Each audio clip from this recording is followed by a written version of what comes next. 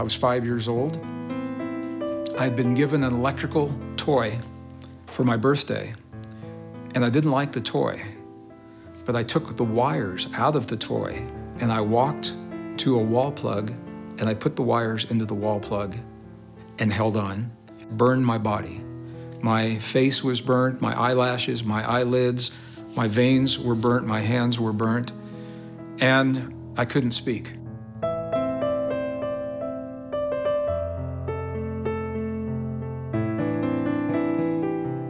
And while I was waiting for the medical people to come, there were other people in my room. My mother told me no one was in there, but I could see them. They were people that were helping to heal my body, that were not of this world. Not very old, 6, 8, 9 years. And my grandfather, I asked him, where do our thoughts go when we die?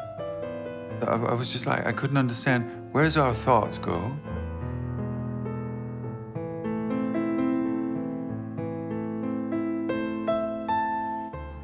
I remember how he looked. I don't remember what he said, but I remember how he looked at me. I could see that. Good question.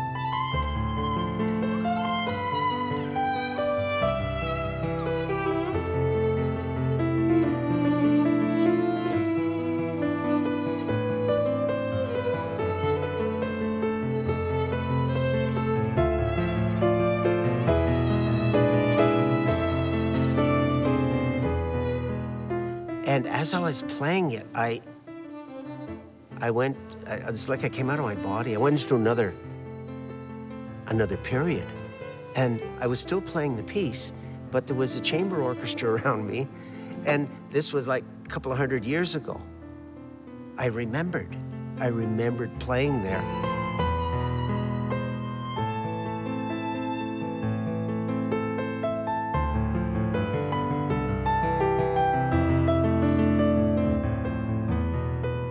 Layers and layers of energy, layers and layers of reality coming into this place. I could feel my body filled with this light, and I could feel this impulse of infinite love. It was excruciatingly divine. Do you believe in this?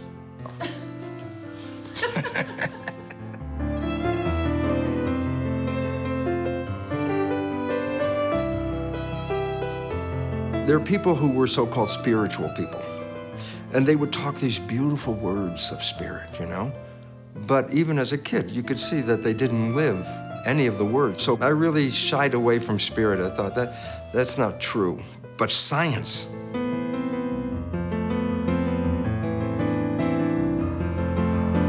I'm not spiritual, right? Until this moment, and I realized, oh my God, where do I come from? The stars. Listen, my background, I'm an engineer. This is what I did for 40 years, 43 years of my life. It's extremely logical, it's very 3D, and everything fits in a puzzle that makes sense. I love that. When I started stepping into the esoteric, all of a sudden, there were invisible things that I could not explain that did not fit into the puzzle.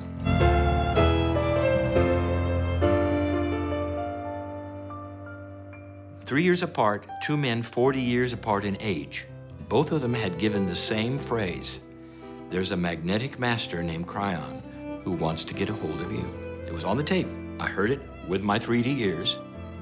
All I could do, and I did it without anybody around, was sit in a chair and say, okay, are you there? And nothing happened, except I cried.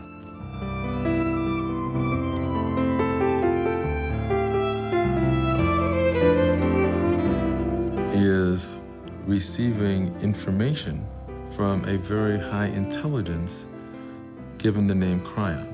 In the first books that were giving information was the way to inactivate a virus with magnetic. And what was amazing to me is that what was written in the book was describing exactly the types of experiments I was doing at USC with the AIDS virus. And that was rather mind-blowing.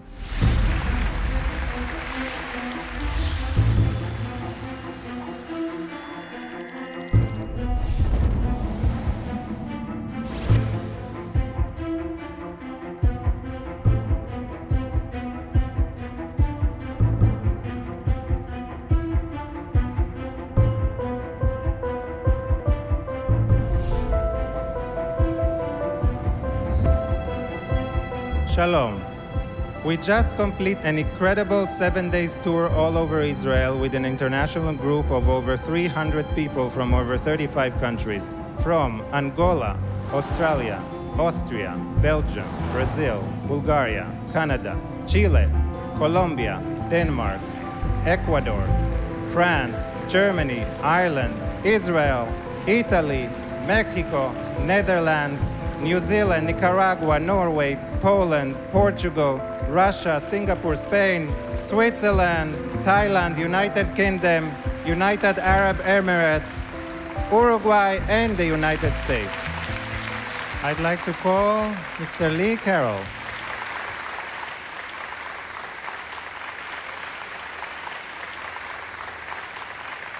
You're interviewing for the first time an esoteric channeler, which almost nobody believes is real.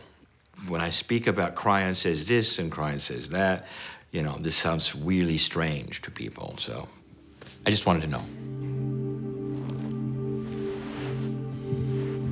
As an engineer, you have to understand there was a bridge to cross.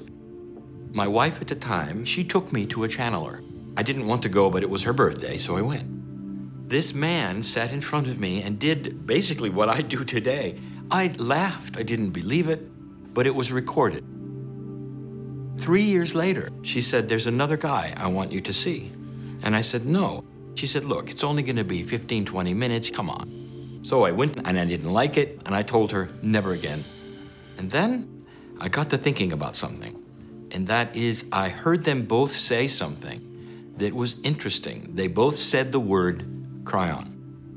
Greetings, dear ones. I'm Kryon of Magnetic Service.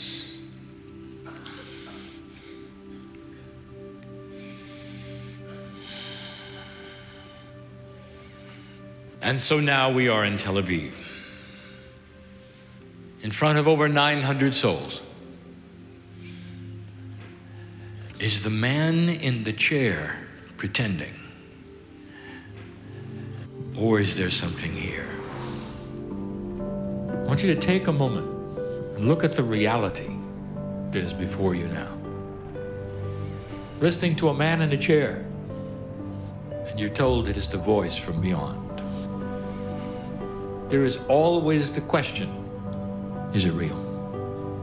Can humans find a time when they will allow space for what they don't believe is possible?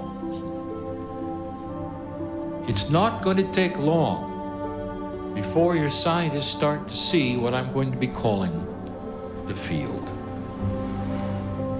The field is a benevolent, harmonious vibration. And if you harmonize with it, with your consciousness, you activate your cellular structure. Those who could totally and completely harmonize with the field can control physics.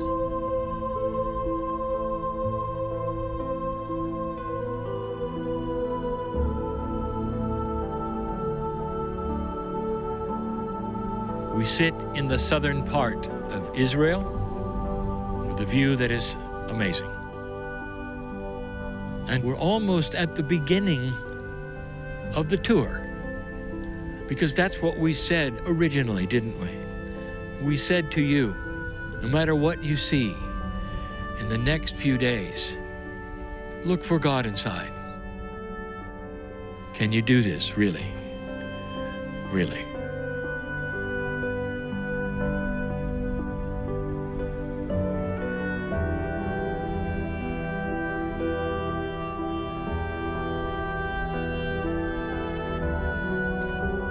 I was born a sensitive kid. I was always aware of that there was something out there. About the age of 40, I was walking on Harrow-on-the-Hill. We lived in London then. Halfway up the hill, suddenly it's like somebody sticks a Cuban cigar in my back. And it's hot, and it's like burning. Even the dog stopped. He looks at me, I looked at him and go, "Ooh, something's happening." When you light gas, you have this whoosh, and it's lit, all at the same time. That's how it felt. I became, within 30 seconds, an electro-hypersensitive. I suddenly have the feeling of like moving fields around my body. So I went up, sat quietly under a tree, and I started playing with my hands, with what I could actually feel. And that was the beginning.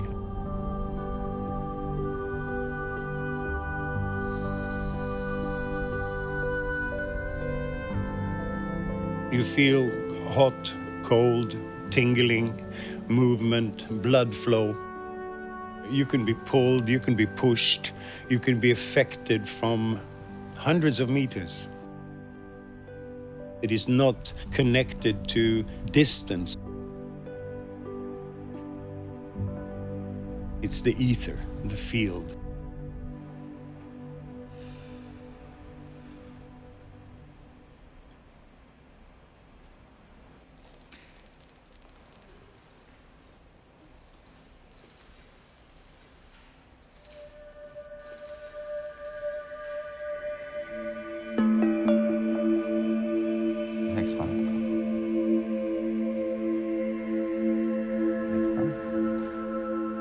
We are emerging from fingers. We all light beings. We all emanate photons all the time. So we are emerging light coming from your fingers in electromagnetic field. I invented this instrument about 20 years ago. This system designed for doctors. They can detect very detailed analysis of human condition. My name is Konstantin Korotkov.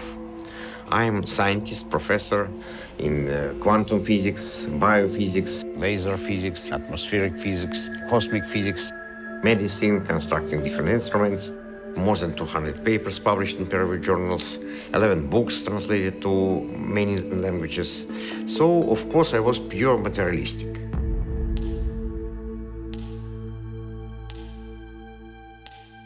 My name is Bruce Lipton. I started out as a young child with a Russian Jewish father in the United States in the McCarthy period. When I grew up in that McCarthy period, no matter how much they were against Russians and Jews, Albert Einstein was a hero of the world. And he was a Jew, and so Albert Einstein was my hero. That led me into science. I ended up teaching in a medical school, and I was teaching the conventional science of genes control your life. And this is an experiment that I did that changed my whole life. I have 50,000 genetically identical cells in a Petri dish. All the cells came from the same parent. I split the cells into 3 different Petri dishes. I changed the environment in each of the dishes. In environment A, the cells form muscle. In environment B, the cells form bone. In environment C, the cells form fat cells. Now you're left with a question. What controls the fate of the cells? And the answer is not the genes, they were all exactly the same. The only thing that was different was the environment. But at this time, which is back in the early 70s, all the scientific world was so wrapped up in genes that when I tried to show my experiments, my colleagues looked at it and said, no, that's, there's just an artifact, it's not real. I left the system. I knew I was teaching the wrong information, that genes do not control things. Next one. We had this experiment in Mr. Ramon, and idea was to see whether we can detect influence to people from different parts of the world. We had 5 cameras. All those cameras were synchronized with our scientific instruments.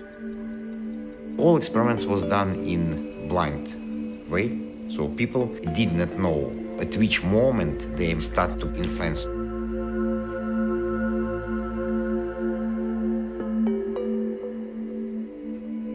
There's layers around the body, and they go from 1 millimeter from the skin and out to a certain field around the body. Between the skin and the edge of that field, there's a lot other more fields.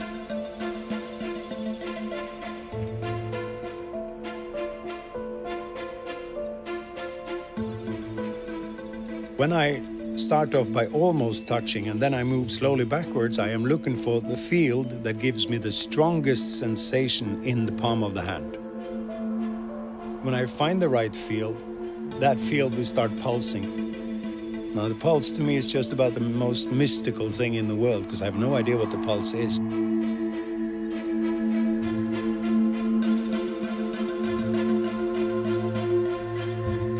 This sensitivity exists in all children up to the age of 3. And then conditioning, and I'm big, you're small. I'm smart, you're stupid. I tell you how the world is. Yeah, but that, wait, no. I tell you how the world is. What I do, I believe anybody can do. I got 20 years of practice, but you can all do it. There's no mystery here.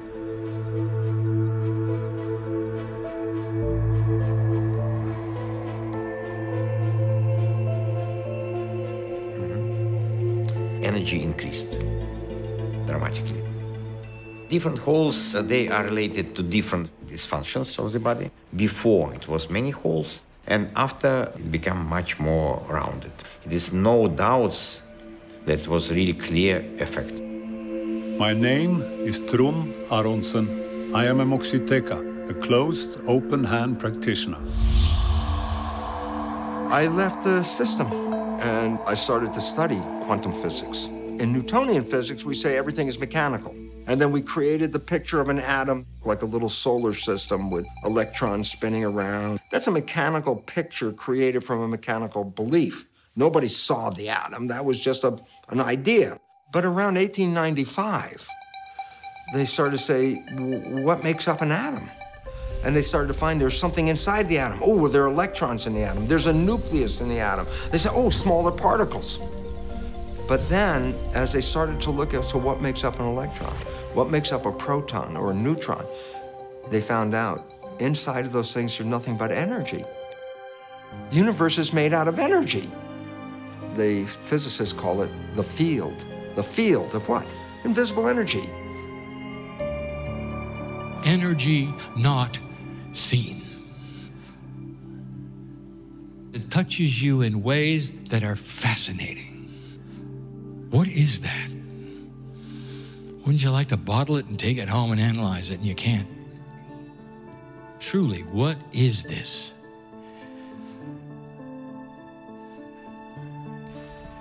Instead of looking and saying, maybe there are missing laws of physics we don't know about. But this is the human propensity. Take what is known, observe what is unknown but there, and place it into the boxes of the known. Even if they don't make sense, even if they're mysterious. Welcome to dark matter. Let me tell you one of the biggest places that you're missing. The place of the physics of consciousness.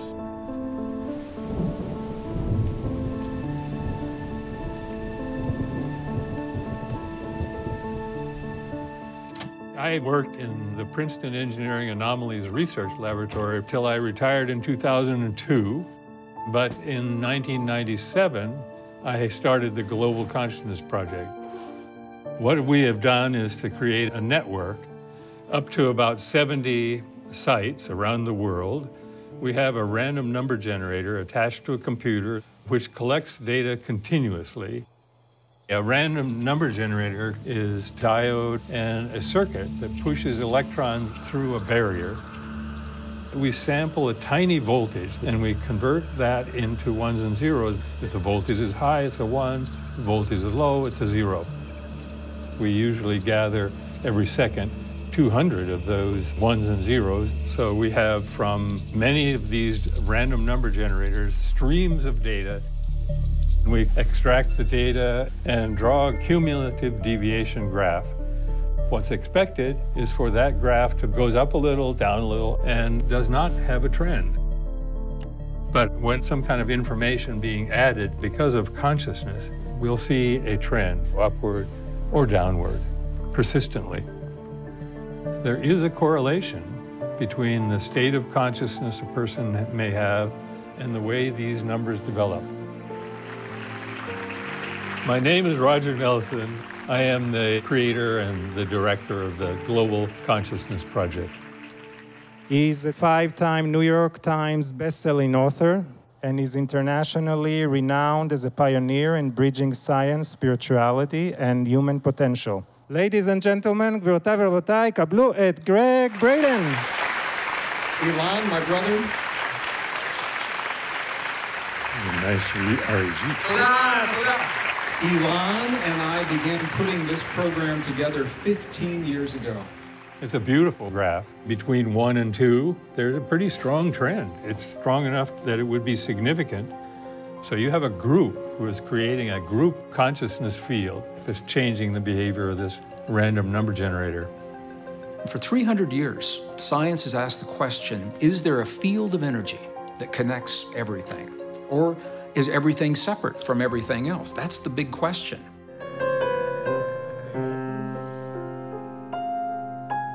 The field is the energy. The field is the origin of everything. That's what the music is actually doing. It's connecting to the field. Once you're connected to the field, you're in your power.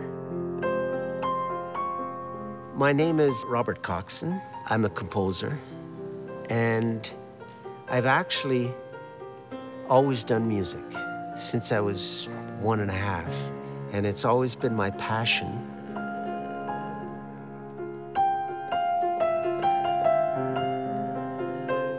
I always believed that when I studied chemistry and geology and biology and physics, that what I was doing was understanding little pieces of a greater power.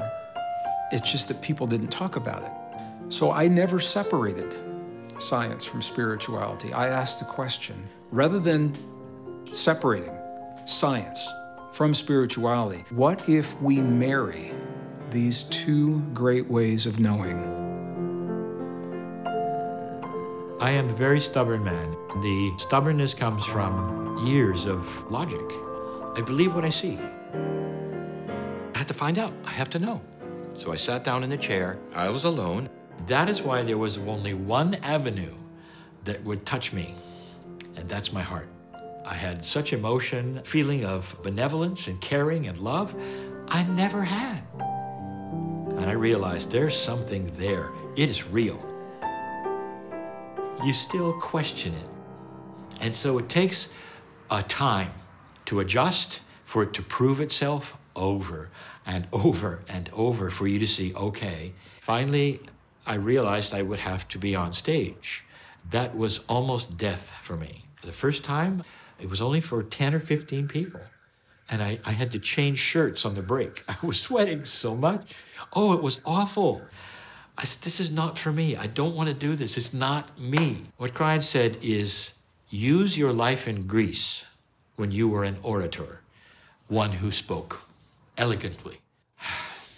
I got in front of the crowds. They got bigger and bigger, and I tried. I said, okay, I'm going to pull in who I used to be, who I was relaxed with crowds and all. And you know, the more I did it, that's exactly what happened.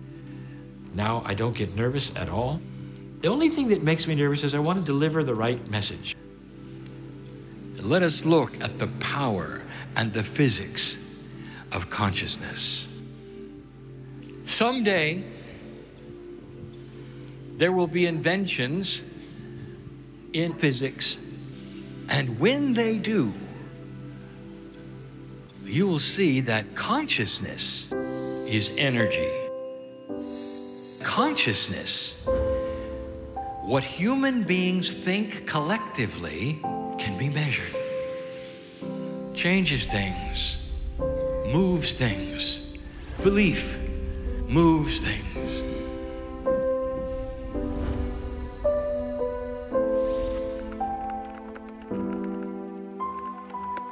My name is Lynne McTaggart.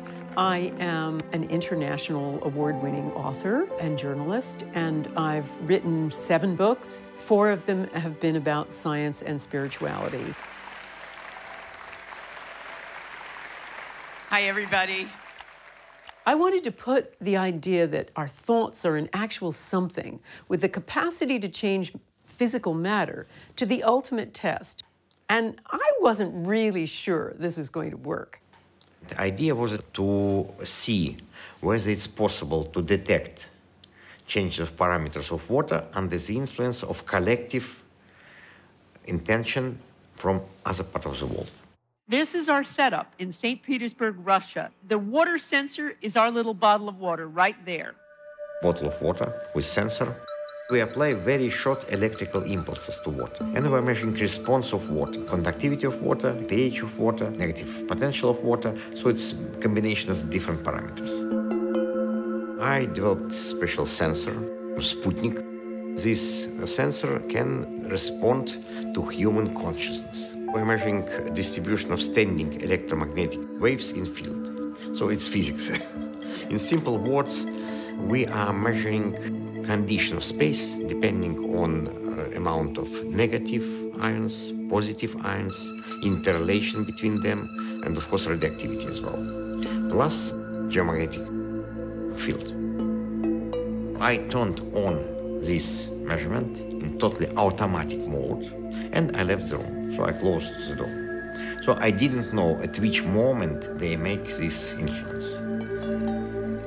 In Miami, it was daytime. In St. Petersburg, it was practically midnight. Are we ready? Okay. A deep breath in and a deep breath out. Deep breath in. Visualize that bottle of water. See yourself connecting with it. See your mind traveling all the way over to St. Petersburg and sending attention to that water. Our intention is to send love to this water so that it becomes part of our hearts and becomes pure and more alkaline. Keep feeling the connection with everybody in the room. One big consciousness.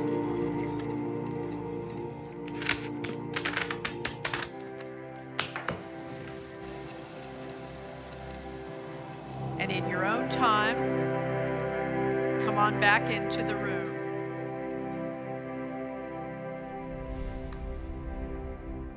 We ran a water experiment yesterday, remember it? We didn't affect pH. We didn't change the light emissions, but we had an extraordinary effect on the environment around that water. Every bar, it is 10-minute measurement. It was an hour and a half, 90 minutes. All of that blue is when it was turned on. All of the green is when I started talking. The red is that little 10-minute window of you doing your intention. Signal had some variations, and then signal tremendously dropped down. It means a calmness, your calmness, have an effect on a little bottle of water, thousands and thousands of miles away.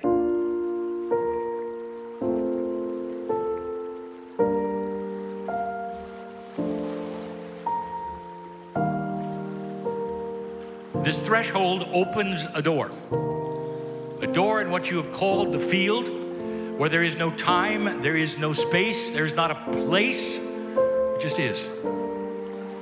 Some say the field is the other side of the veil. Some say the field is a magic place where your soul can go and relax for a little while before it comes back.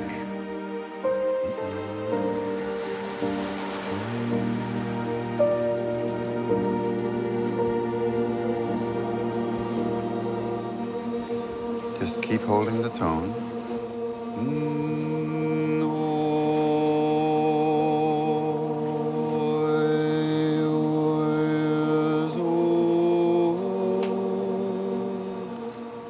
We are floating in the Sea of Galilee.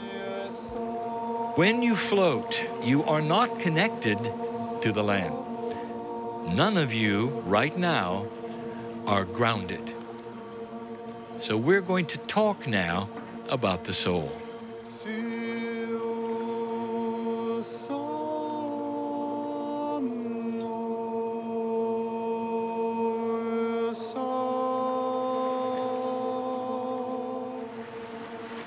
Dear ones, you never die. This is not a New Age belief. Go back as far as you can and find the texts of the belief of those Hindus and those Buddhists thousands of years before your prophets. What was the staple of their belief? The soul returns. Intuitive, common sense, spiritually made sense.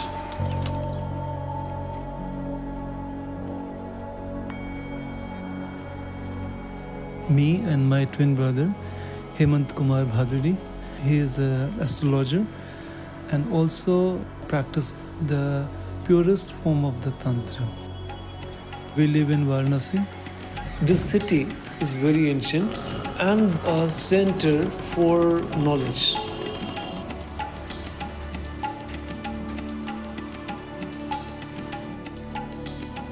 We have collection of 80,000 books and manuscripts in our house that collected by my grandfather. Tantra, yoga, astrology, Ayurveda and philosophy. Also alchemy in these books. Some of them are really very old, more than 1,000 years.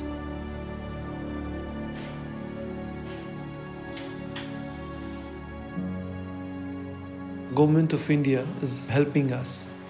They're scanning. Till now, they calculate 7,732 manuscripts.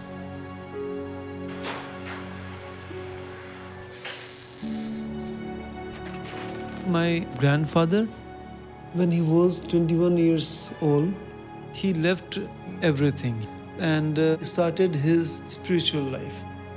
He did tapa. Tapa means when we follow the divine, when we are alone from the society. Even though Sage Bhrigu left his body many thousand years ago, he appears to my grandfather and he blessed him with the knowledge, ancient knowledge, how energy is active everywhere. I'm Dr. Jayant Kumar Bhaduri. I'm Ayurvedic doctor. I'm practicing Bhrigu Yoga. This knowledge I got through my father, and he got this through his father, Shri Sudhir Ranjan Bhaduri Mahashay.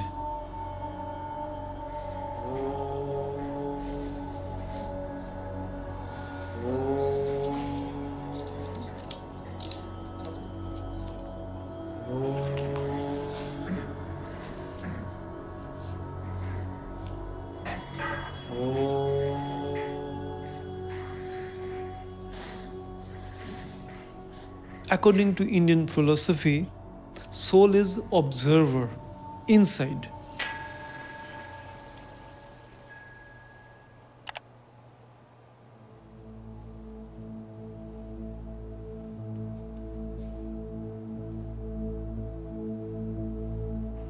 התבקשתי לשבת בשקט במשך כשעה. ידעתי שמתישהו דוקטור בהדורי שולח לי אנרגיה מהודו.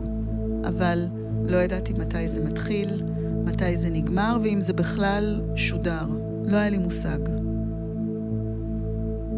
This universe is a part of infinite. So there are many energy channels in this infinite. I use them to transfer this energy from me to Ayala.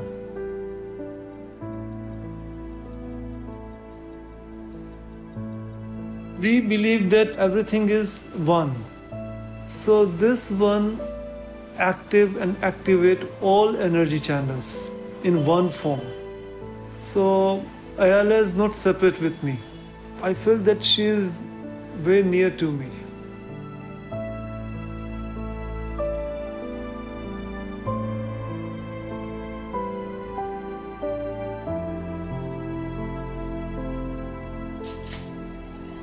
I was a very strict physicist, but I was interested to study what is going on after death. So I organized big research, had a team of doctors, medical professionals. We've been studying people immediately after death, been measuring dead bodies and their progress of their energy. Once I have a call from one guy who told me, Konstantin, something very strange happening. Can you come? It was in a hospital where we kept this body. I entered and I really feel that someone is looking to me. I feel it. I was able even to detect where this spirit is settled. When we have this Sputnik in the room, we expect to have all parameters stable. If there are no moon eclipse, sun eclipse, or no equipment running around. When we see some peaks on this signal, then it means that it was something influencing this particular room. It was very clear proof for me that all these metaphysical ideas, it's not just imagination, it is a representation of very deep wisdom, very deep knowledge about another side of life. פתאום הרגשתי צורך לפתוח את העיניים, והרגשתי ערנית.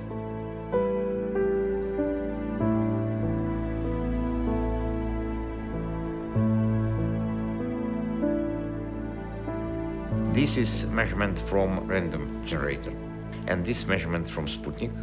As we had time code on both graphs, we were able to see that when he finished, we had this strong peak on both graphs.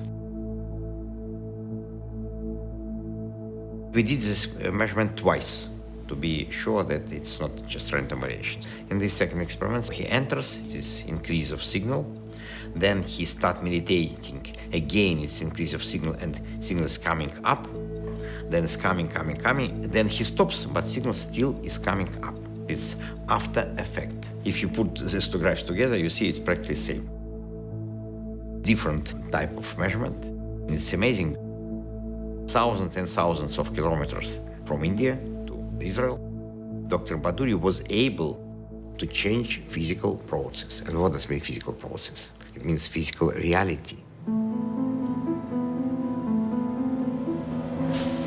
I wish to speak of the prophet Elijah. Pretend for a moment to serve Elijah, the name of Elisha. And Elijah comes to you and says, I want you to write it down, because I have chosen my time to ascend. The transformation began. A light as bright as the sun. It was almost too bright to see, to look at. Elisha was touched. He almost couldn't write, couldn't speak, because he felt that light. He knew that light. He was seeing something. He was seeing the soul of Elijah. As Elijah began to raise in this vehicle and ride within it, Elisha continued to watch. And then Elijah was gone. He wrote it as best he could. And you can find it today in the old scriptures. First human who got to see the higher self. That's what the higher self looks like. If you could see what's in you, the eyes that Elisha had, you would see the same light. All over the world, they know that word, to ride in the beautiful chariot, almost like you're going home.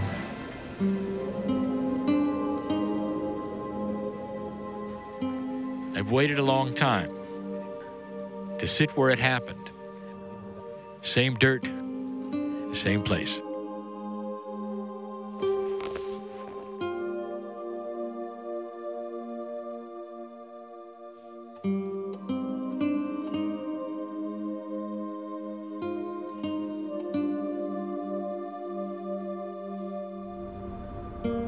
All Elijah saw was light. And yet now we tell you this is simply the DNA field fully activated. There's a field around you. It's a DNA field. It's a consciousness field. It is not your brain. Consciousness is not biology. It is the quantum portion of the DNA. The 90% that is not understood by science is the quantum portion.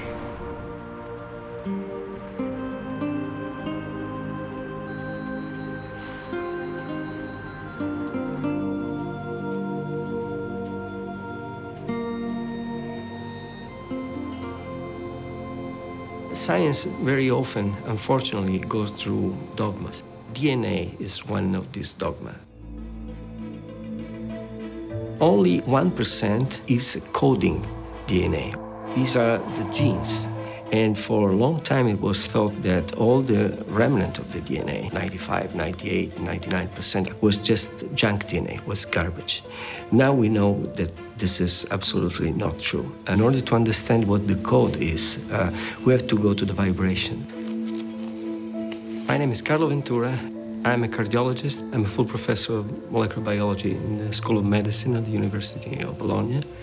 And I'm the director of the National Laboratory of Molecular Biology and Stem Cell Engineering at the National Research Council in Bologna. I was very, very young, maybe less than 10. And I saw my mother, she was sick. I promised myself that even if I could not see what was making her being sick, I will find it and I will cure her.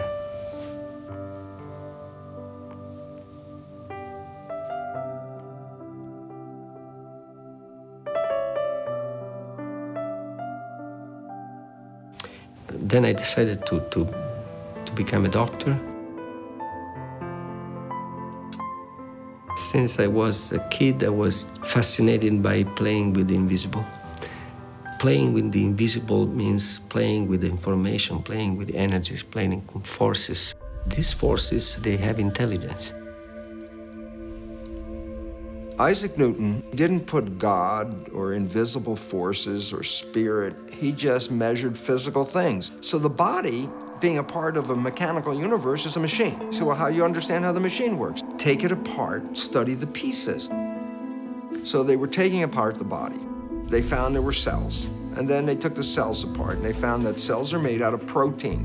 And the question is, who makes proteins? It was in 1944 that the first study revealed that if you took DNA from one species and put it into a bacterial culture of a different species, the bacterial culture would start to resemble the bacteria where the DNA came from.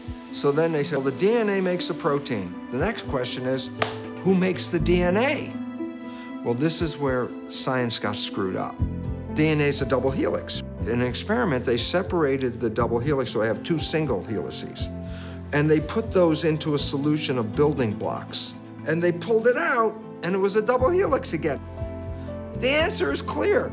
DNA makes itself, and DNA makes the proteins. The end of the search. Once they found the DNA was important, they threw away the protein. Well, they threw out the control. The control was in the protein. And proteins respond to environmental signals. Inside this the dark area, which is the nucleus, you have 2 meters of DNA. Each folding, each loop of the DNA, that has a vibrational code, it has an electromagnetic emission. It's like flying, it's continuously vibrating. Nothing is stable. Our genes working as a symphony, and that's the symphony of life.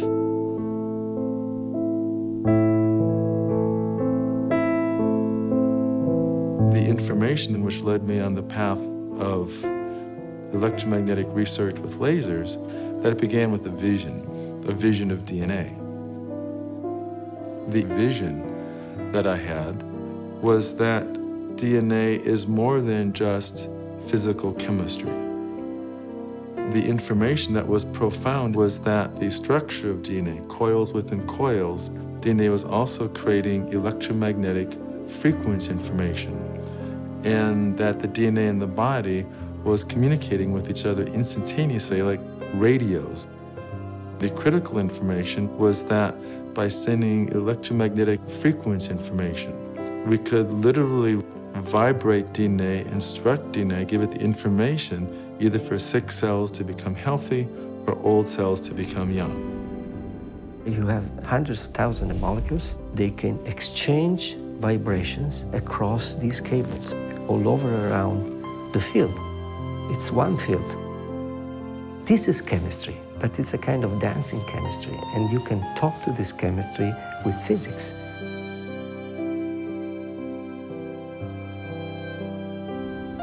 The outer surface of the cell membrane is there are little antennas called receptors, and the receptors are responding to environmental signals. This is what changed my whole life in a minute because I wasn't spiritual. I realized it's not the antennas, it's the signal coming to the antennas. I'm like a television set. I'm playing the Bruce show, but the broadcast is coming in. And if the body dies, broadcast is still there, just like a television set.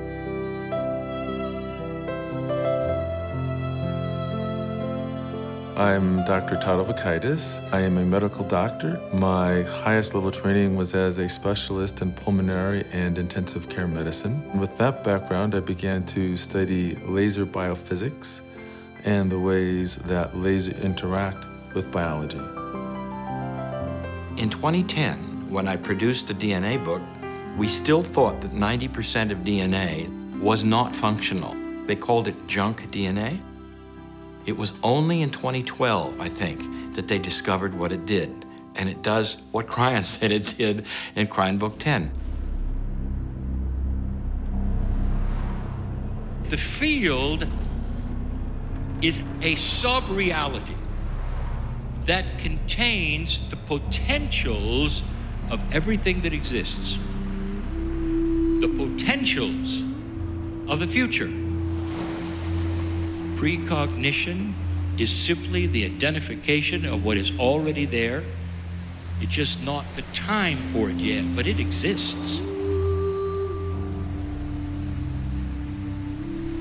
It becomes a little bit difficult to understand the nature of such an intelligence, Cryon.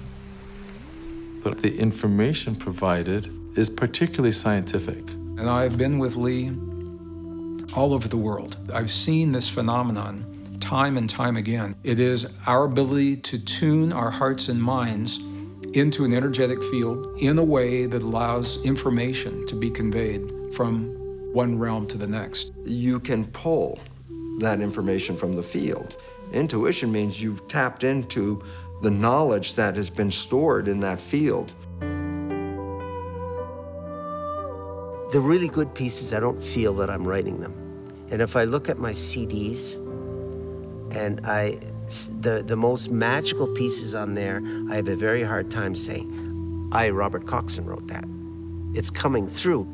I don't know where my hands are gonna go, but they go to the right place, if I let them.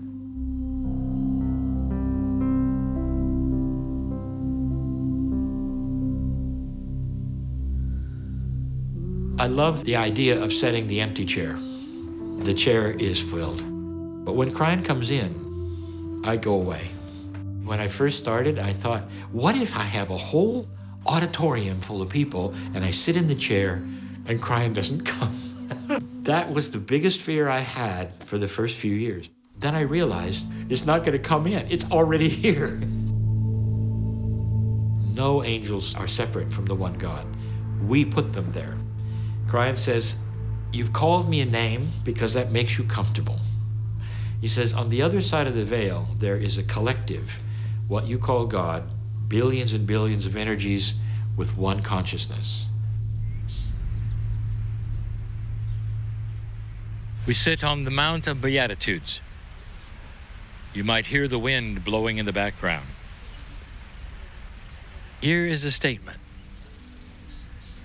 I am that I am. These two words together, you have to group them. The statement is very clear. I am part of the creative source, a piece of God. Now I ask you, who are you? Really? As you sit there, who are you?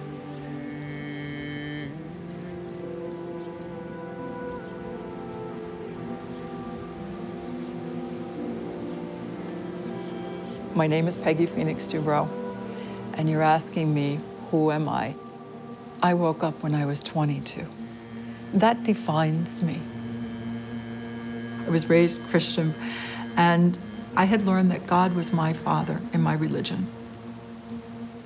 But I didn't feel this love. My own childhood, I came from a pretty dark and dirty place. My father, he was a paranoid schizophrenic alcoholic, and he was very abusive to my brother and sister and I was the oldest. That's what drove me. I needed to know God the Father.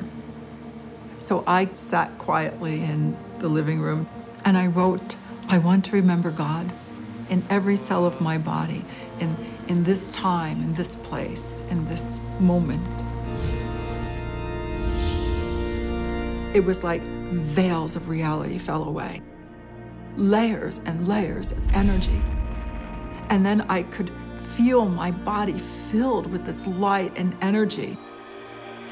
I only knew I'm in this space that I just experienced the most exquisite divine love ever. And I just wanted to share it, and I just wanted to tell people God is real and God loves us as we are. The first thing I did after having that experience is I went to the elders of my church. The elders of the church said, we know who you are. We know where you live. We know what your life is like. You're dirty. Why would God talk to you? There was just no way. So I went quiet, and then I began to study. 15 years in deep study. And then I had a second experience. And this light structure started to radiate out, and the structure of the lattice showed itself. So it's fibers of light and energy. It's an extension of our sympathetic and parasympathetic nervous system that has feedback loops, infinity feedback loops that radiate. It is a system in our energy anatomy, like an energetic skin. And I started to see the lattice in people's energy fields. I've learned how to read the fibers of light and energy and what they have to say. We are light.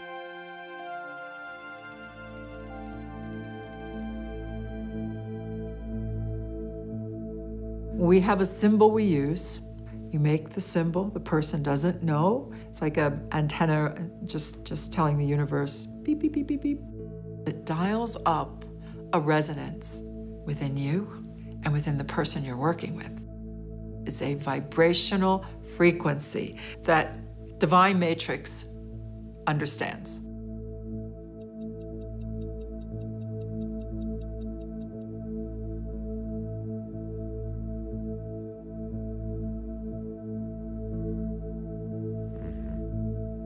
This is interesting that it was big jump of parameters, very unexpected jump. But as we had time code on the cameras, it was found that at this particular moment, this lady Tamar, she put her hand to her heart. And if we look to her parameters, then we see level of energy increased tremendously. Maybe she felt something. That's why she put her hand to her heart. Distance does not matter. I'm not a scientist, I don't understand all this. I know that principles of it make me feel good. There's a scientific study by a man called Cleve Baxter.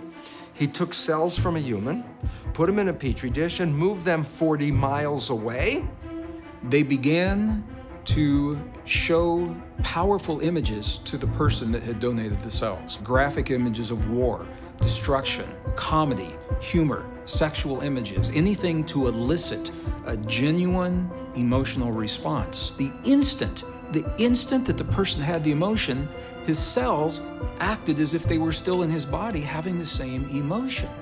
The cells 40 miles away show the electrical activity of that response. What's the point? This person's cells are connected to this person, but they're 40 miles away.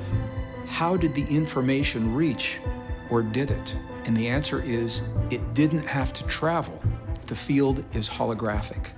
And what that means is what happens in one part of the field influences other parts of the field in the same instant. And this is deeply, deeply profound. Our thoughts are not contained in our head. Our thoughts are broadcast to the field.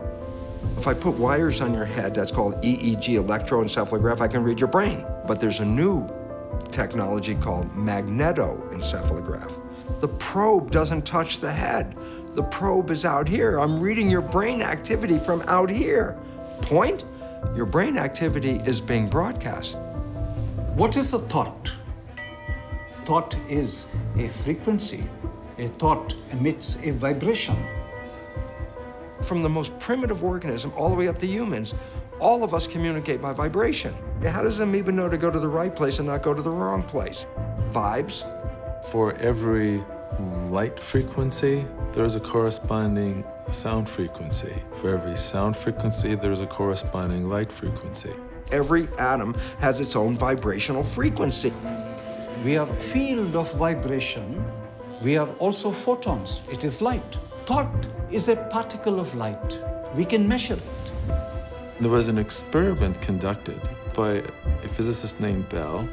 You have a photon that splits to two, and they're so far apart that a signal cannot go from one to the other without going faster than light. So the question was, if they could communicate instantly, that would mean that communication faster than the speed of light is possible if there is entanglement of the waveform. And when the experiment was done, what they discovered very interestingly was that the particles can communicate faster than light. Much as photons communicating, you can view consciousness as also having wave characteristics, which means in consciousness, we can communicate and perceive anywhere throughout the entire universe. So if thought can be measured as a wave function, as a particle of light, what does light travel? 7 times around the planet in 1 second. So can a thought travel like that?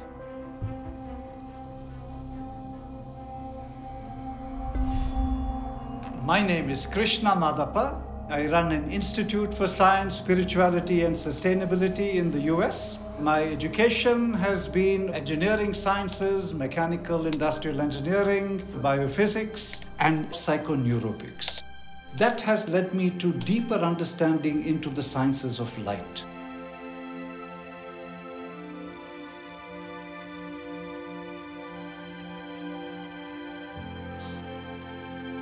We sit on the Golan Heights, where many wars were, and many Israelis will say it's only a matter of time, and there will be another, and another.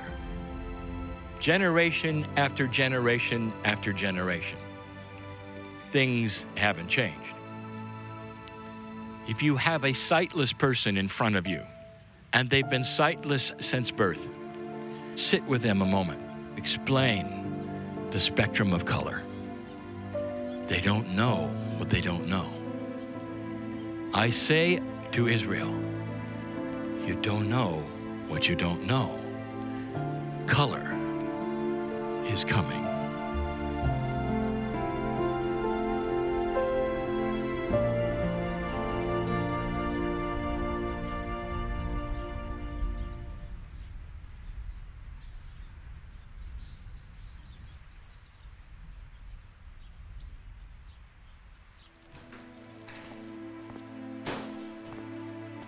When I was 3 years old, I was kind of drug off to our local community church. I can remember my little feet hanging over the pews. The minister was up there with a sermon talking about a vengeful God. I was looking around at the big people all standing up and doing their things. I had this deep insight at that moment. Wait a minute, you can't be believing this. This was utter nonsense. I grew up in a small farming community, and my grandfather was the mechanic for the community. He fixed all the tractors and cars, and I would spend a lot of time hanging out with him. So I developed very early on a natural curiosity for how things work. What are radio waves and electricity? I was never satisfied with our explanations of what is an electric field or what is a magnetic field. as I then went to college and became an electrical engineer and worked for Motorola, fixing high-level communication systems. That really didn't feel like it was my path. Something was just missing. Another sports car in the driveway wasn't going to do it. There was still that deeper hole, something that I was really here to help humanity.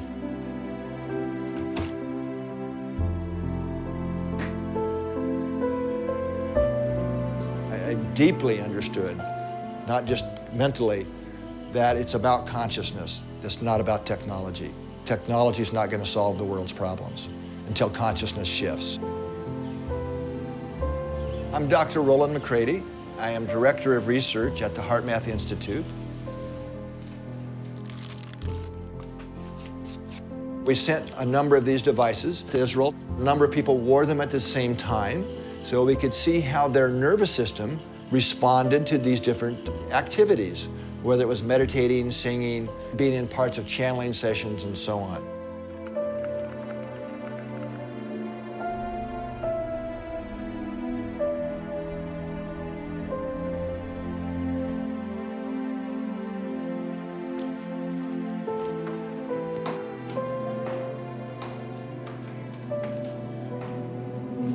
Keep the tone as soft as you can. You just keep the tone going and listen to the others as if we were one voice, as if we were all one voice, very softly.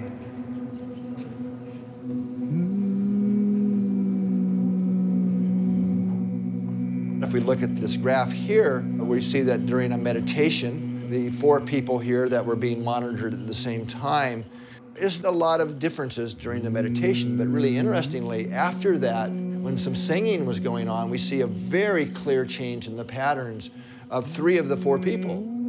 Very nice period of coherence occurred. Coherence has a very unique pattern. It's a very distinct, different pattern than the rest of the rhythms. We know from many, many studies over many years, close to 400 independent studies now have shown it is a very beneficial state.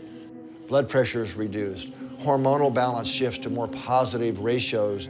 Keep that tone. It's really when we have heartfelt emotions of connection with others, love, care, compassion, these positive, regenerating feelings take us naturally into this very optimal state that we call coherence. I can share who I really am through music, my voice. Just be able to close my eyes and go in that space. For me, it's more like it happens now, right now.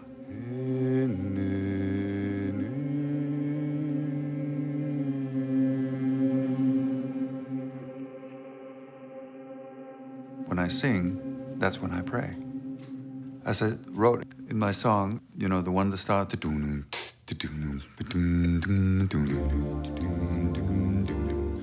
Something's going on that I can't explain. No matter how much I use my brain. My name is Anders Holte. I'm from Denmark. My education was as a classical singer and conductor. My work changed completely direction. 1991, I had a professor. She devoted her life to voice work with people. One evening, just all of a sudden gave me a book. It was a book like so many books that talks about the possibility that there is a greater universe, a greater existence happening beyond just this 3D world. And I was reading this, and I was crying and crying and crying and crying because it touched a point in me as if someone had recognized me. Oh, there is this option. I can feel this again. Oh, yeah. And when I was singing, I began to realize much more clearly what is going on when I do that. I had always loved it, but the consciousness was the difference. 'Cause when I sing, that's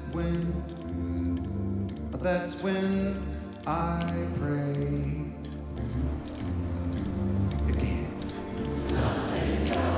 Oh, right. All right. Is this beautiful? This is John. Where are you?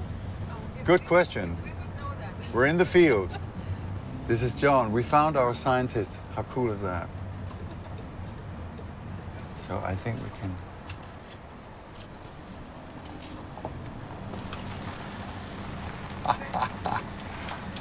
Look at that.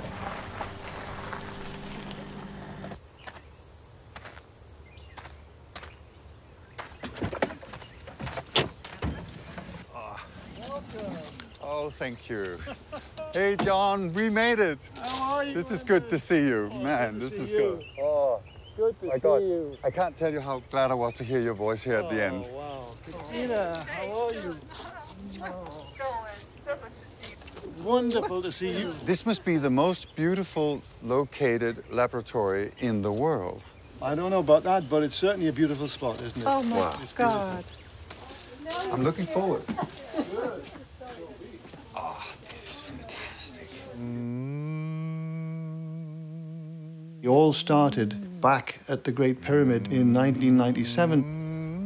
3 weeks before I was due to go out to Egypt, I severely injured my lower back. I thought I would have to cancel the whole mission, but somehow I managed to get into the pyramid. Other people carried the equipment. The experiment that was designed was to make visible the resonances in the sarcophagus. I set up the experiment, then I stretched PVC membrane across the open top of the sarcophagus. Then I sprinkled sand on the membrane, and when we switched on the sound, this is just pure tones, electronically created tones. A whole range of ancient Egyptian hieroglyphs started to appear in the sand. First one was the hieroglyph for backbone, or spinal column. It was writhing about like a snake. Antiquities inspector, he was like, "How you do that? How you do that?"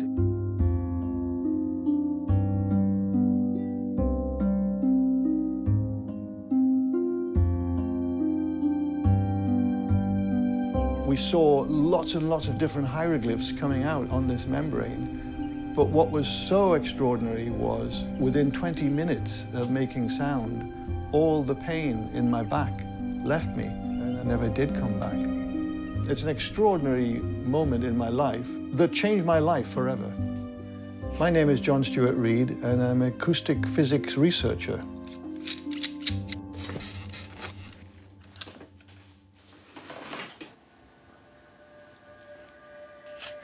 Pythagoras said that music could be used in place of medicine.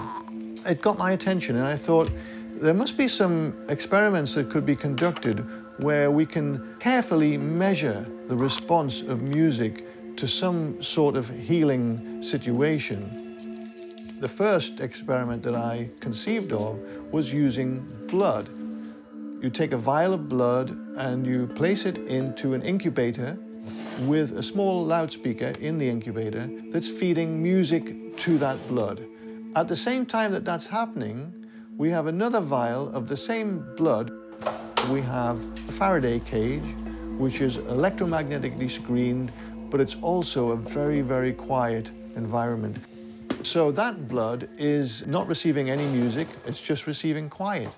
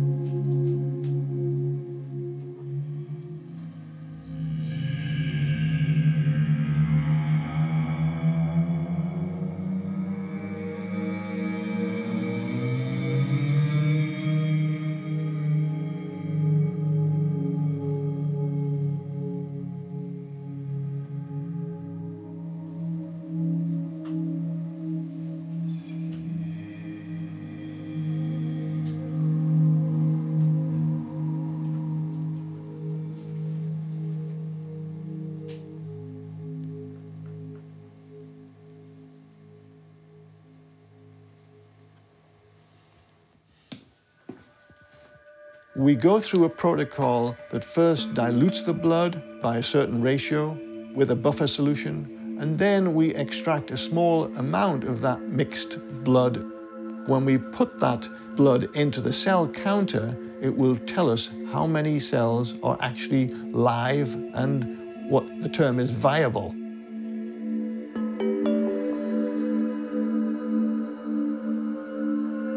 The cells in the Faraday cage have not fared very well at all.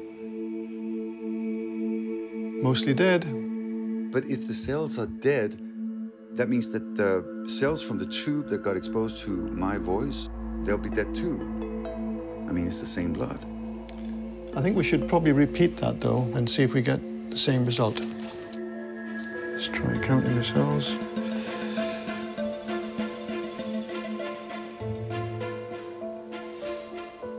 Still the same with that sample.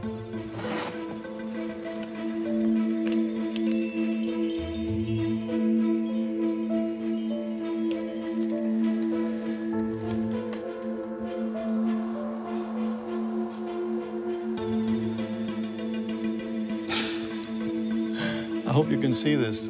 Dilute the sample. More cells alive than the cell counter can count. That's a huge difference between the music and the quiet. Is that true? Well, look. This is amazing. So I think we should repeat and see if we get the same result.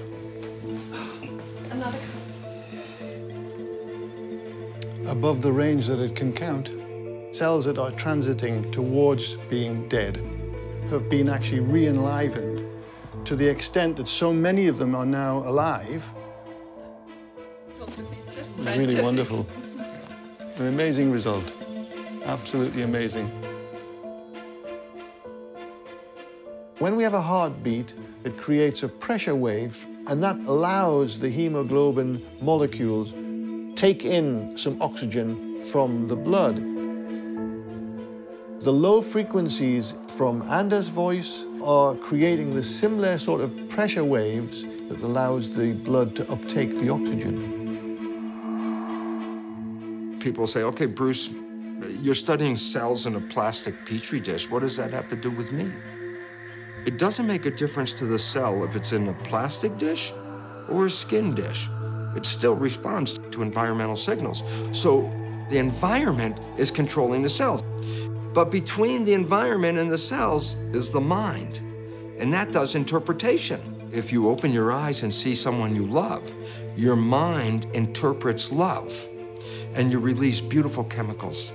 Dopamine for pleasure, oxytocin for bonding. If I take the chemicals from a brain that perceives love and put them into a plastic petri dish, the cells grow beautifully. If I take the chemicals from a brain that perceives fear, the cells stop growing and they start dying. So you're the one whose thoughts change the chemistry, and the chemistry controls the genetics. So all of a sudden, you're not a victim of your genes, you're the master of your genes. We are on Mount Hermon, and it allows a view into Lebanon and Syria. Not too far from here, a dark army without borders. Consciousness you have carried around for eons and eons, and the darkness that you have seen could fill libraries. Where do you take your cue from? I'll tell you, from the past. Isn't it time to change that? You can change the past because of what the future holds. It means that the consciousness that expects a good future will back up and change that energy that says you're nuts. It's gonna happen again. It's gonna happen again, because it always does. Things that are happening in the future can change the past. Did you hear that? We were able to send these cells back in time. So this was our experimental model. We grew cells for more than 3 months. This is a critical point where the cells are completely aged. They're not able to do anything. They start to die. we found is that exposing our stem cells to radioelectric field, we were able to send these cells back in time. And the cells started to proliferate again and to differentiate again. That means making our cells baby again. It's like a time machine. Sound, magnetic field, light are all diffusive energies. They can pass through the bodies. Our work has involved creating a new type of laser technology. We can take the waves that start out coherently and redefine their movement such that the waves are now exactly out of phase. And when we do that and combine the waves together, the wave patterns cancel each other out. So we've created a new form that you could almost call invisible light. When the laser is constructed in this form, it goes much more deeply than ordinary laser. Instead of stopping at the skin, we can go deep into tissue. Our earliest experiments particularly involved working with HIV. In studies done at the University of Southern California, we completely removed the virus with no harmful effect upon the cell. Our work in Africa has taken that further, creating a combination of nutrition plus waves with extremely good results. Our most impressive case, a patient from South Africa who had virtually no immune system left, a normal CD4 count, under 200 is AIDS, and this patient started at a level of 23. 6 months later, there was no detectable virus. Following him for 5 years, his immune system recovered to a high normal 1100. The viral load was undetectable at that point.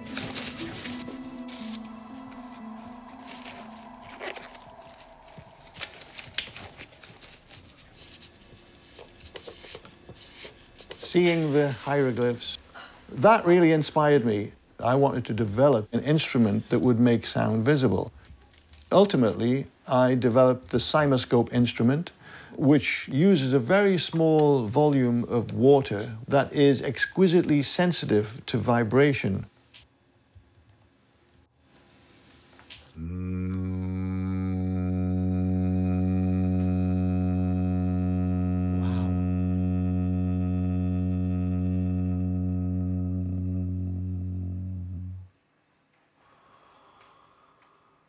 When any beautiful sound enters into the water, what I see every day is a beautiful image. Beauty begets beauty. We are 90% water. Think about the membranes around every cell in our bodies receiving a beautiful pattern, a harmonious pattern. Those cells are all going to be beautifully massaged and feeling, wow, we're being supported here. And there's a very clear change when you compare a healthy cell sound with a cancer cell sound, which produces ugly pattern.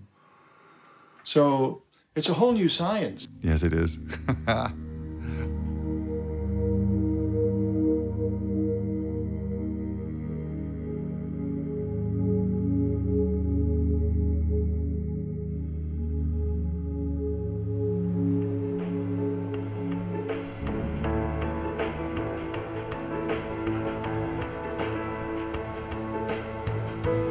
שמי דוקטור ירון סגל, פיזיקה של אטמוספירה, זה הדוקטורט שלי.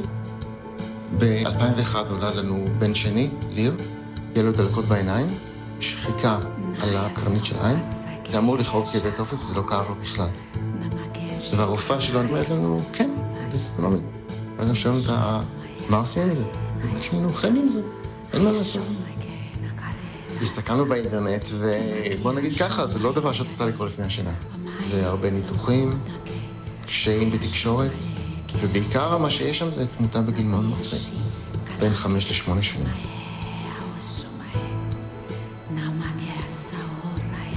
אנחנו קוראים לו שודו, בתור כינוי.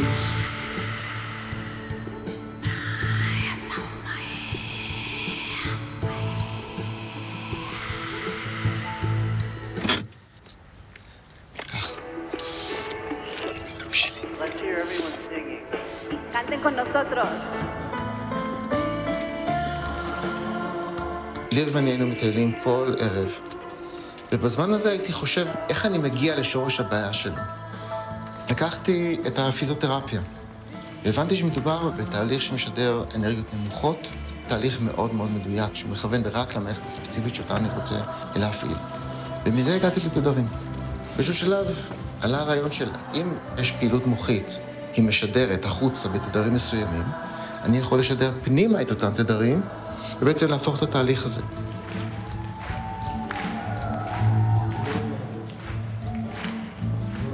אז אם מערכת מסוימת משדרת בתדר מסוים, אם אני אשדר לה את התדר הזה, היא תחשוב שהיא עבדה, ואז היא תעשה את כל הפעולות שהיא עושה באופן טבעי, על מנת לשקם את עצמה, לחדש את עצמה.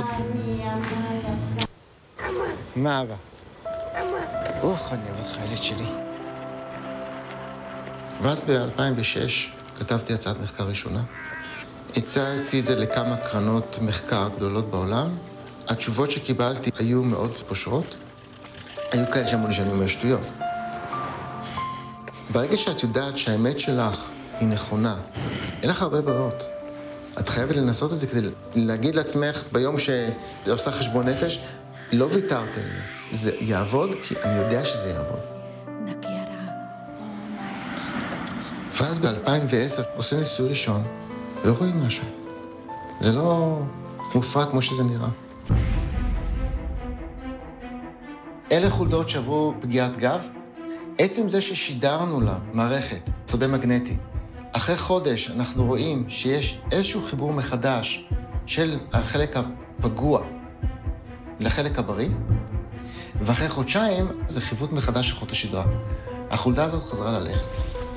השדה ששידרנו להם עזר להם לתהליך השיקום שלהם.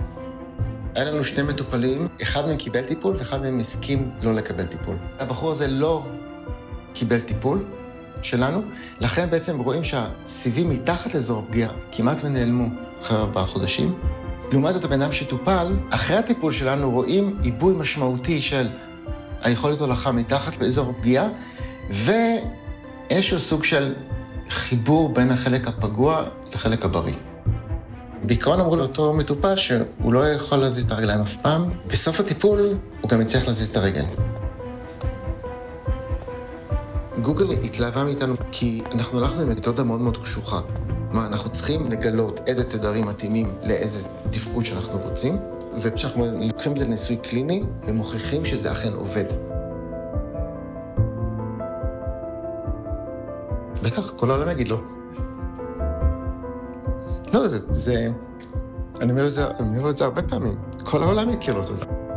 כי אם זה לא היה זה לא היה. It's a human cardiac cell, contracting, beating. By this sensor, we are recording this trace here. It's a vibrational code. We can listen to the sound produced by this vibration.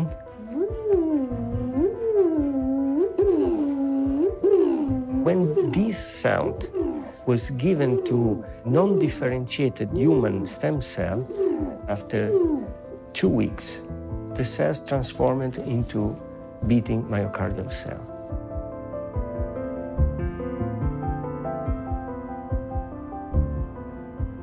These are cardiac myocytes derived from human stem cells. They became exactly like the cells from which we recorded the sound.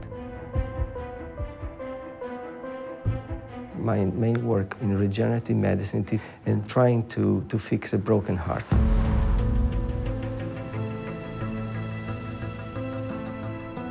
You see, the field is all around you. Field wants harmony. And what that truly means is that unbalance in your chemistry will result from unbalance in your personality.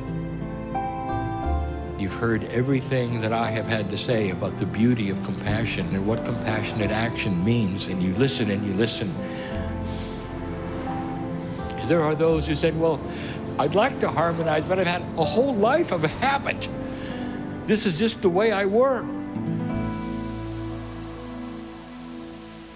So right behind your forehead is a lump of brain called prefrontal cortex.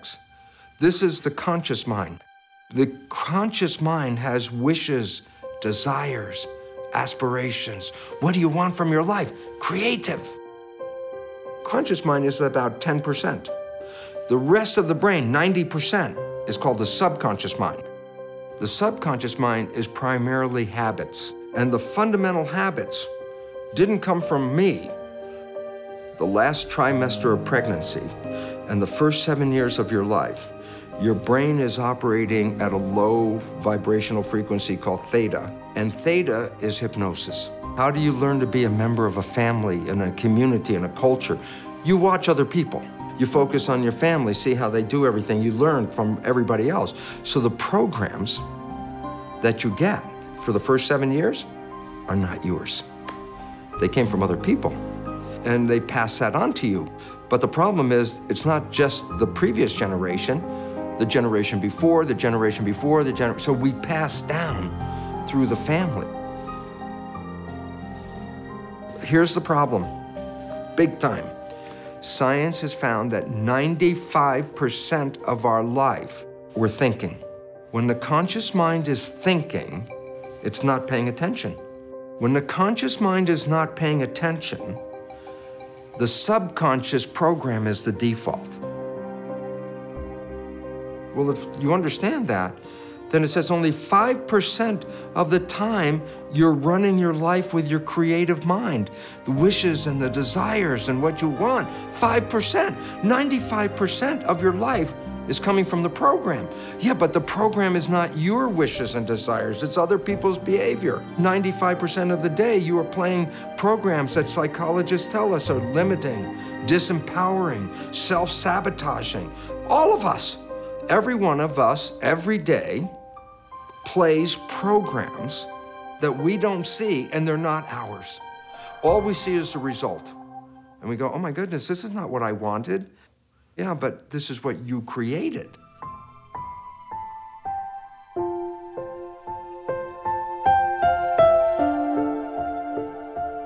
This is something that changed my life. I was playing in a hotel and playing all that dance music, the things that everyone plays. I was really depressed. Where am I going to go from here, playing another hotel? How can I help people? I came home and I hugged the big maple tree in our front yard. And I asked that tree, how come you are so powerful, you're so tall, majestic, and beautiful? And this wasn't a thought. I heard this in my ears. The tree says to me, because I never doubted that I was a tree, never doubt that you're the master. Yeah. You know, I didn't wake up the next morning and suddenly I was this great composer, and I was, you know, I had to work on myself because I still had to get rid of the baggage. And it's taken many years.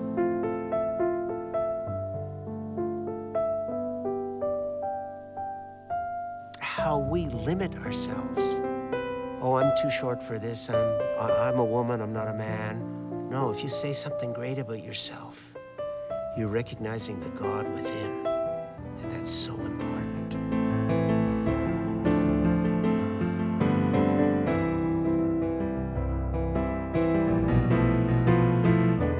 I was married very early. I was too young. It didn't work out. I was there 10 years, and at one point it's like, out. And it was so painful to get out that every day when I would shave, I would go, I'll never get married again. I'll never get married again. So 17 years. Then I ended up meeting my partner, Margaret. Every time we'd go on a date, I would say, if you're looking for a relationship, it's not me. But if we have a good time today, then we'll probably go out tomorrow.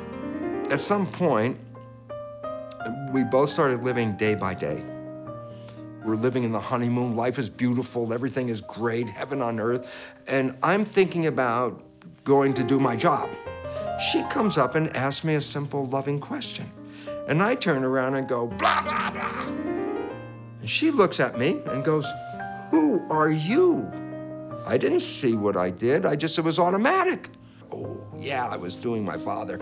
Oh, no, I was doing my mother. Oh, no, I could see it. Both of us, knowing about the subconscious, not getting into arguments about it, we both started to understand we could change these behaviors. I've been living with Margaret in a honeymoon state for 18 years. Not just that my relationship is beautiful, my life has become beautiful.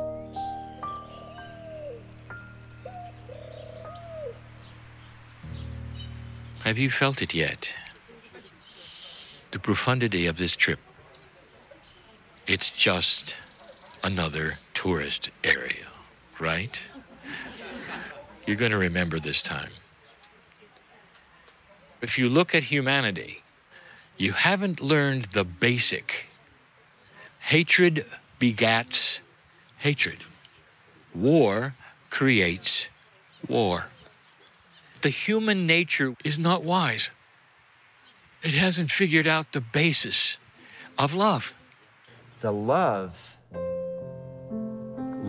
is the glue that holds the universe together.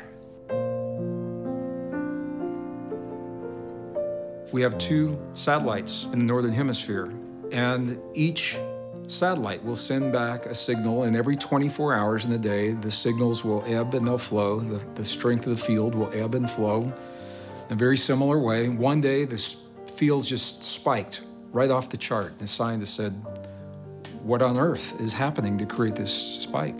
It was precisely the field spiked at 9 a.m., 15 minutes after the first plane hit the first tower of the World Trade Center, September 11th, 2001. Many people of the earth found that we were more of a family. They held one another, they cried together, they loved one another, at least for a few days. And scientists attribute that closeness to the strength of the magnetic fields. This has led to a project that is called GCI, the Global Coherence Initiative, headed up by the Institute of Heart Math. There are a series of Earth-based probes that are feeding the data of the magnetic field of the Earth. You know, there's a saying, the still small voice of the heart. In reality, the voice of the heart is not so still and so small. It's just that the noise of the mind is so loud. The magnetic field produced by the heart, it's about 100 times stronger than the magnetic field produced by the brain. We can measure the heart's field about a meter, about 3 feet from the body. You can measure a brain wave about an inch away. The heart, through our nervous system, sends far more neural information up to the brain than the brain sends to the heart. And these signals that the heart sends to the brain have profound influences on brain function. They go to every major center in the brain. I'm going to share with you techniques that I've learned from the monks and the nuns and the shamans and the mystics that I've worked with, in addition to heart math research. Okay, so now I'm inviting you to close your eyes. I invite you to allow your awareness to move from your mind into your heart. Touch your heart center gently. Slow your breathing, a little bit slower than usual. 5 seconds on the inhale, 5 seconds on the release.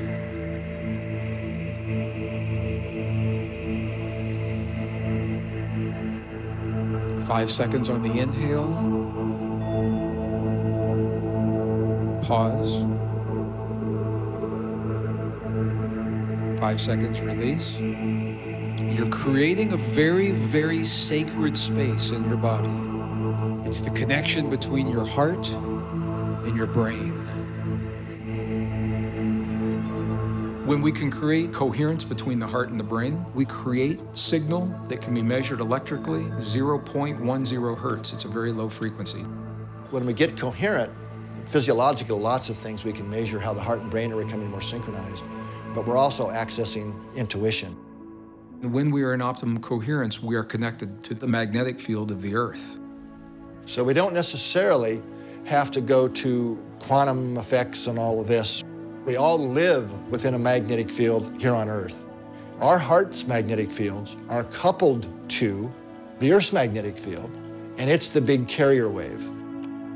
We're doing some innovative experiments to ask that question and prove it.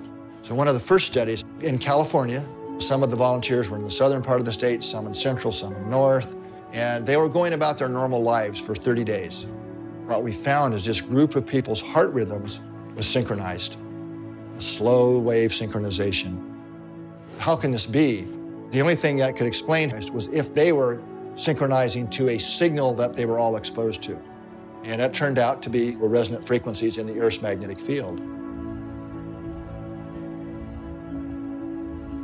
The next question was this happening globally?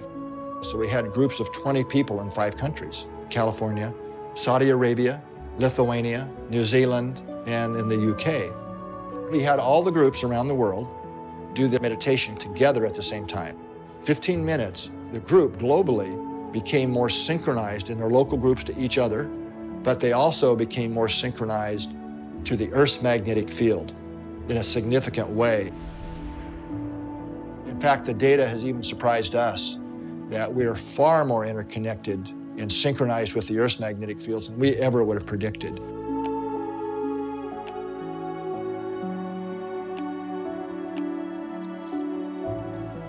Back in 2008, I decided to see if we could use our consciousness to lower violence in war-torn areas. So we decided to send intention over 8 days to Sri Lanka, which at the time was going through a 25-year war. You can scroll down this page and look at the data of the peace intention in Sri Lanka. You can see there's a fairly steady trend away from what should be just a horizontal random walk along that black line in the middle of the graph. What is the significance of it being sort of under the line? Does that mean anything? We've seen that numerous times. In fact, it's now become a kind of prediction that we make for great mass gatherings of people. The really weird thing about this is that people aren't gathered. They're actually sitting in front of their individual computer screens everywhere in the world. We had participants on this experiment from about 80 countries around the globe. What was really interesting was that a few months after that, that 25-year intractable war was over. Did we do this? What you need to do in order to start claiming that maybe consciousness had an effect is repeat over and over and over again. So we replicated it for the first time in 2011 to mark the 10th anniversary of 9/11. We'd send intention to lower violence in 2 southern provinces in Afghanistan. What did you find? We found the same, Lynn. The data here, driven in the direction of negative going trend in both cases, the larger span of time and also the very concentrated, focused intention period. It was evident that violence in those 2 provinces had plummeted to levels that were far lower than before. So that was fascinating, and we ran one in Washington, D.C. Again, we lowered violence by about 1/3. That was just really confirmed again in September, October 2017, sending intention to lower violence in an area of St. Louis, the most violent street in America. In this case, we have a little bit of a positive trend, but then it takes on the very characteristic negative trend that we've seen for these kinds of experiments. A professor of statistics, Dr. Jessica Utz from the University of California, she provided an analysis. Crime went up in 3 areas. The only thing that went down, and went down hugely, it was by 43% compared to the year before, was violent crime in our area of focus, Fairground. It really says a lot about what group mind could possibly be. Everybody has always understood that we're connected in this way. Consciousness is not just an electrical activity in your head, but it is a kind of wonderful composition of heart and mind and soul and spirit. When you put that all together, what we find is that science, using the best techniques of the 20th and now the 21st century, has borne out the deepest truths of our most cherished and ancient spiritual traditions, saying, we are connected to one another, we're connected to all things, and what we think and what we feel is important in our lives, it's important in this world.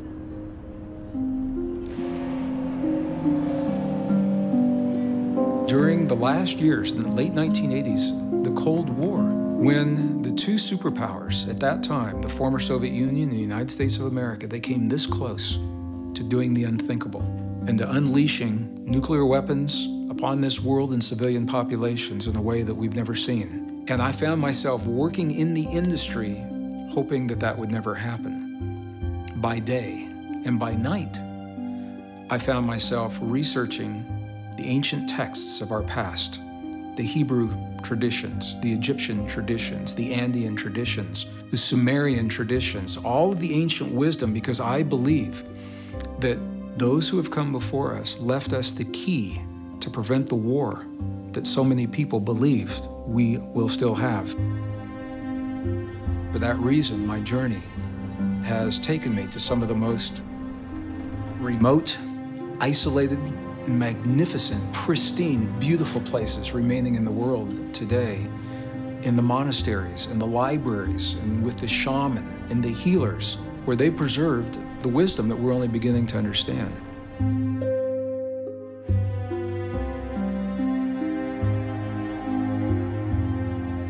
One evening, I climbed to the top of Mount Sinai, and I was alone, and as the last rays of the sun set behind the desert, the beauty overwhelmed me. And this feeling welled up inside of me. I asked myself a question, and it was about my life and my role in the world. If I left this world in this moment, if I died now, and I looked back on my life and knew I could never come back, would I feel complete with this lifetime? And before the question was even finished, this feeling inside of me was screaming, no, no, I would not feel complete. That something I had yet to accomplish. And that day became the reference point by which I gauge every choice, every decision, every relationship, every job, every career, everything I've done from that moment, because a lot of beautiful opportunities cross my path. They're all beautiful, but which one will help me get closer to my yes?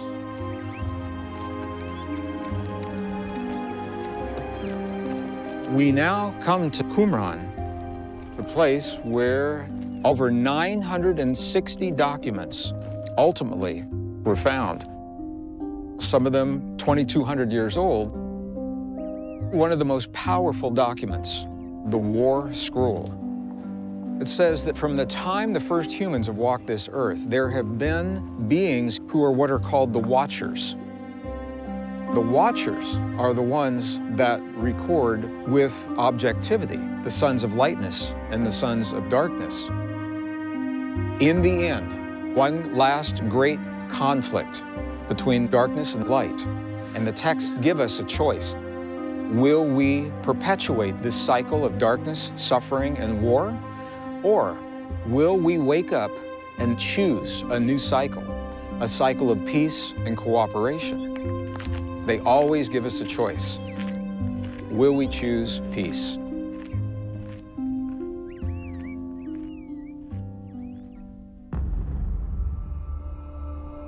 On one platform, there's what we will call dark consciousness. On one other platform, light consciousness. 2 years, we told you, be ready for the dark. It will not give up without a battle. And now the battle is here.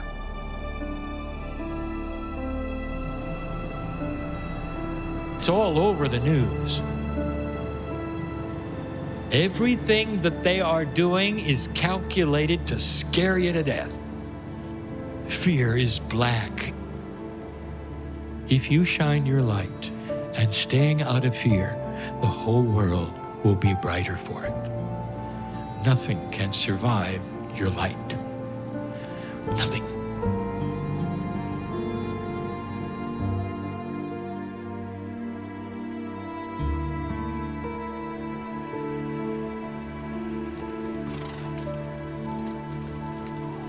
The evening is here. Not too far away is the Dead Sea. The breeze blows, the chill in the air is coming.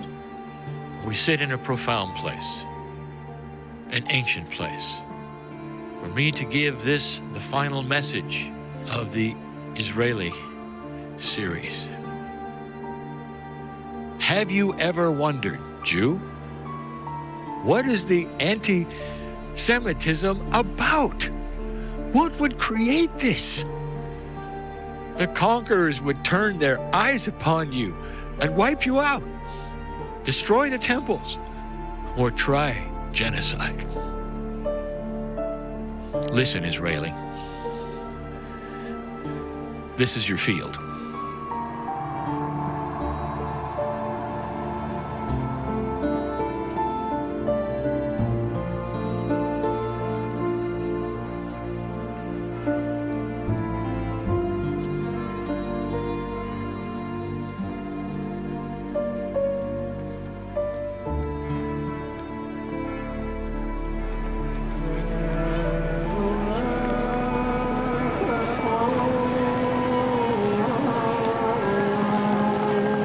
And so it is we start the journey. The city on the hill is where you are. This is and always has been the symbol for the new Jerusalem in a world of peace.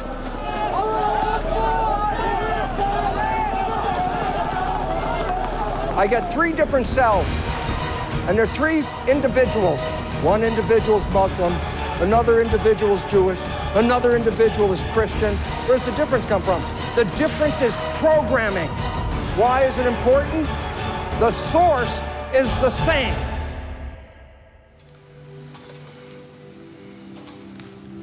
All the channels we've given you in the last week have been profoundly given in love. In love. The term the chosen ones refer to the Jews, chosen to bring this planet a monotheistic God, a one God, that the one God would then be seen by the planet and eventually the entire planet would be unified with one God. But you're not done. And the next part is as hard as the first, because it is planetary as well. Dear ones, listen clearly. You are chosen to bring peace here. When will they say, and it's going to be so difficult? It's not just us, you know, it's them. The situation is more than difficult, it's untenable. There is no solution that you can see. But there is. And you do it with consciousness. That's what you're chosen for. The hardest thing the planet will ever see. Peace in the region.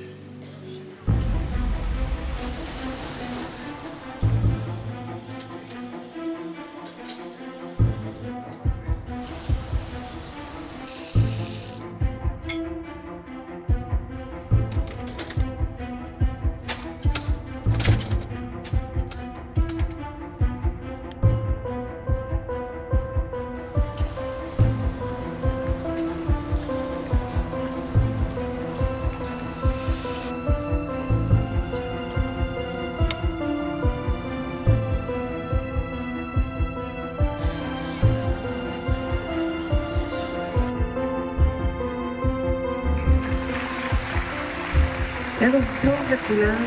מסע אל חיר בג'מיר. עשרות אלפי אנשים עומדים להצטרף לנו ממש בעוד 10 דקות. כל העולם, מעיראק, מאיראן, ממרוקו, ברזיל, פיליפינים, ארצות הברית, איפה לא? כולם עם כוונה אחת. כולם מעני מושתרק. שלום במזרח התיכון. סלאם בשרק אל-אוסט.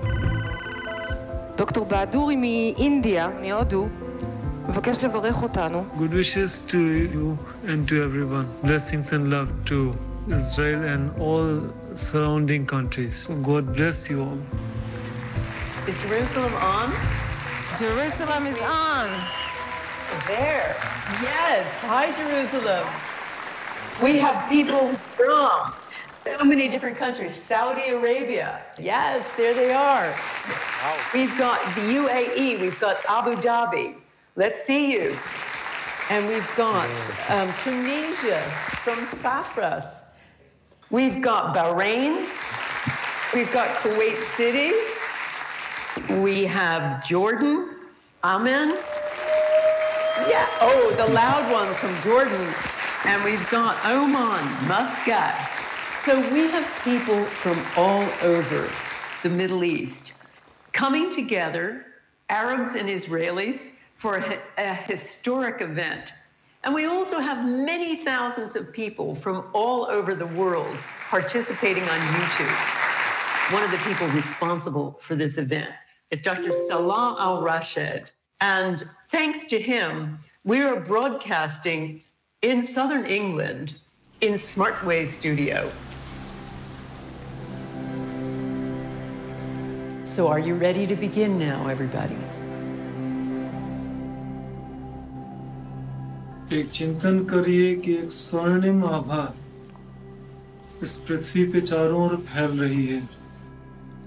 Our intention is to lower violence and restore peace in the old city of Jerusalem by at least 10% or more. Imagine it with your 5 senses. See people putting down their weapons. See people restoring peace there. See people hugging each other, hugging strangers, reaching across the aisle. Hold those intentions in your mind as you imagine yourself holding the hands of everyone on either side of you. If you're watching on YouTube, imagine you're holding the hands of everybody, all the thousands of people on this call.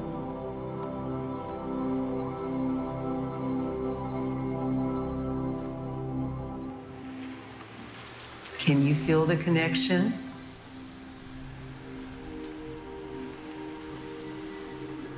Are you seeing peace?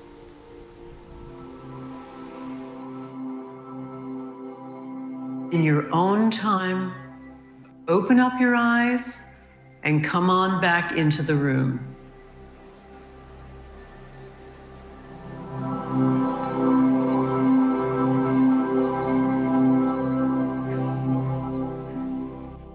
Would anybody like to talk to us about how that felt? Yes. So we have someone from Amman. Amman. How are you? It is amazing experience. We all here crying, our tears falling down.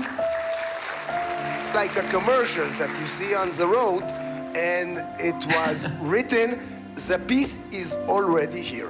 Yes. Jeddah in Saudi Arabia. I saw myself there. I felt very strong love for the Jews, in spite of our raising up to hate the Jews. We live in Jerusalem. We know it personally. This is so emotional. And I've seen the 4 quarters of the old city as the 4 rooms of my personal heart. Yes, you're on Abu Dhabi. Israelis are dancing, the Palestinians, they hug each other, and we are with the Israelis, like we share peace and love.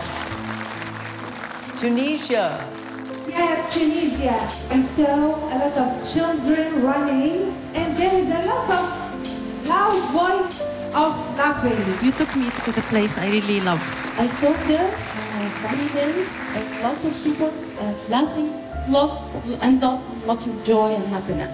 I wish I could stay there. I wish I didn't come back. My name is Lady from Jerusalem. It's so overwhelming, the possibility to be connected with you, our sisters in Amman and in Damascus and in Iran and all over. We are thousands saying enough. It's about time to unite. We are one. It's time of compassion. My name is Fatima Salemi, and the peace in Arabic means salam, and my name is Salami. So I feel in peace, I feel in love, I love you, for God is my God. I love you.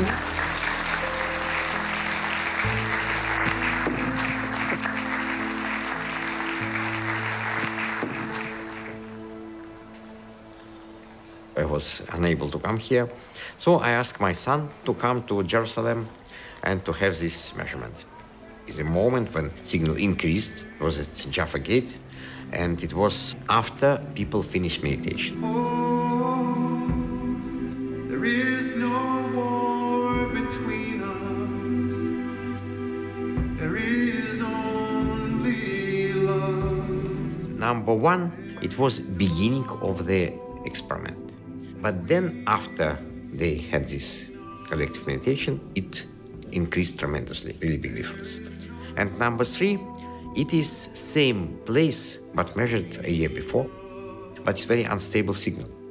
It means that under the influence of collective meditation of people, we have balancing of environment.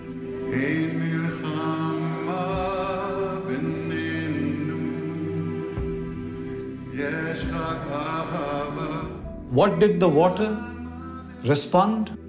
We had 5 sets of readings. Baseline, the water that just comes out of the tap. You had expansion, a contraction, bigger expansion, shrinking again. Inconsistency. The meditation began. Suddenly up, suddenly down, suddenly shooting up and going down. The water, when the experiment ended, various levels of spikiness. After the meditation was done, everybody shared their heart. Tears came out, deep compassion, deep love. The luminous quality of the water was the brightest, consistent, harmonious, and symmetrical. Woke up in the morning, there's various ups and downs. It went even lower than the baseline. And why? This water received all this love, and all of a sudden, c'est la vie, everybody is gone. I would like to ask you something, to sing the next lines with me. In the honor of that here in Jerusalem and here in Israel, there is more than one language. So I ask you to help me sing the next lines.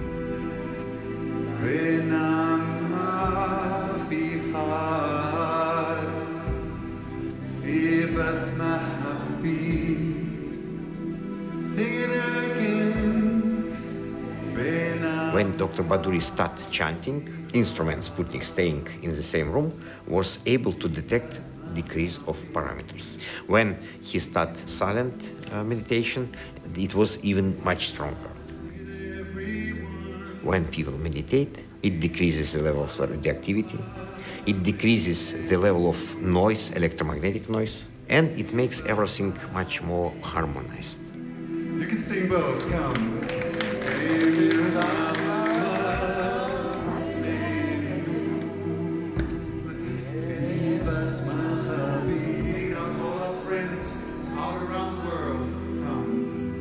We looked at the data. It consists of 32 instruments placed all around the world, mostly Europe and America, but some in Australia, some in Japan. And you can see in this case, very characteristic trend exactly during the event itself. What your work does that's so amazing is Western mind needs proof. When we do the statistics, we gradually gather 500 experiments into one composite database. And when we look at the statistics for that, the departure from what's expected for random number generators is what the physicists call 7 sigma. The chance of that happening is 1 in a trillion. It's basically a way of saying that we're pretty sure there's an effect. The charts and the graphs can show the field is real. It exists. I want to take you the rest of the way. You look into the eyes of the infant for the first time. What do you say? Mom, what could you say? What could you say? I'm going to be with you all your lives. I'm going to protect you. I'm going to love you. There is no measure to this. There's no measure. Emerging from you, life, put on your chest, open its eyes, and there he or she is. Oh. The scientists can't go there with the charts and the graphs and all that they have, but I can, you see. You came for science, you're getting love. And then you find out that love may be a complement of science. That's why I came. Perhaps that's why you came too.